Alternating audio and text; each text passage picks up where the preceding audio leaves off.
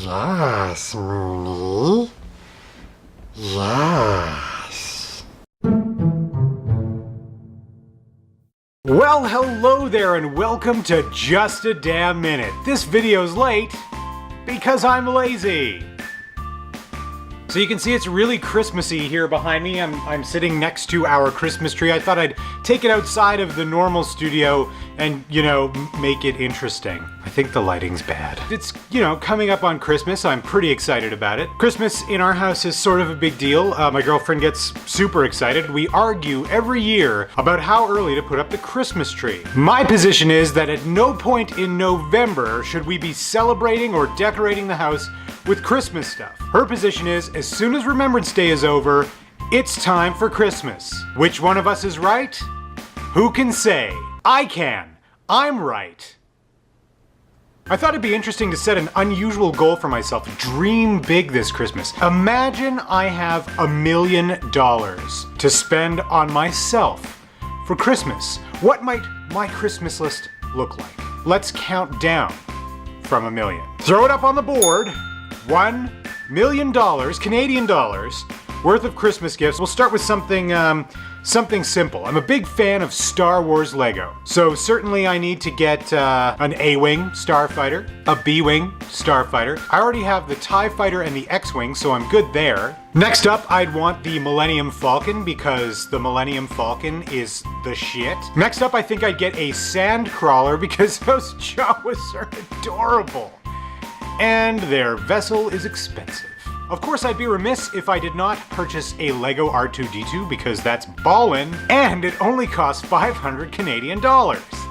Of course, what collection is complete without a Superstar Destroyer, which clocks in at a mere 1,050 Canadian dollars, and finally, to round it all out, the crown jewel of the Empire, the Death Star itself, at $800. All told, all these Star Wars Lego sets come in to around 3,277 Canadian dollars, and that is not including GST. What would the GST be?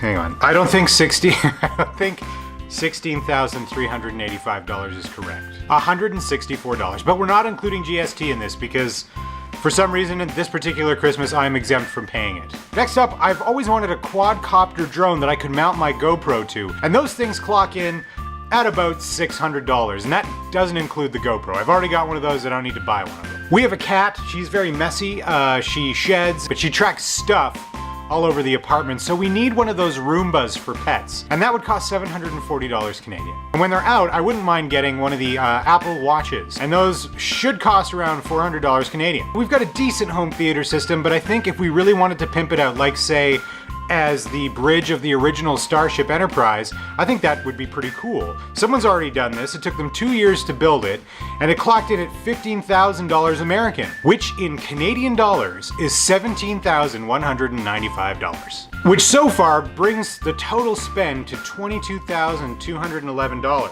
Let's add some other interesting things to the kit. How about a red camera? These are supposed to be the state-of-the-art cameras for people who do video, and I think they have them for photography as well. But a red camera in Canadian dollars, get this, $57,190. So now we're at $79,401. And I bet you're thinking, well, I mean, what about like a car or something? Well, I totally agree with you. How about one of those Terrafugia flying cars? Those things are supposed to be somewhere in the neighborhood of $279,000 US when they are available for sale. In Canadian dollars, that's almost $320,000. So one of those, actually two of those, will need his and hers flying cars. Because I don't need a backseat pilot fucking with my airplane mojo. So in total, that's $639,000 in change, which means we've spent just over $719,000. And now for the coup de grace. Anyone who's watched my videos before knows that I'm a huge fan of watches. I'm a horophile. Horophile. I like watches. So I found the ultimate watch. It's called Complication Poétique, the Midnight Planetarium watch, and it clocks in Canadian dollars at $280,930. This watch Costs more than most production cars on the road, and it's beautiful, as you can see. So that brings the total spend up to $999,966, which leaves about 34 Canadian dollars left. Which, if my past spending history is any indication, I'm gonna blow that money on mini eggs. So imagine you had $1 million to spend on yourself for Christmas.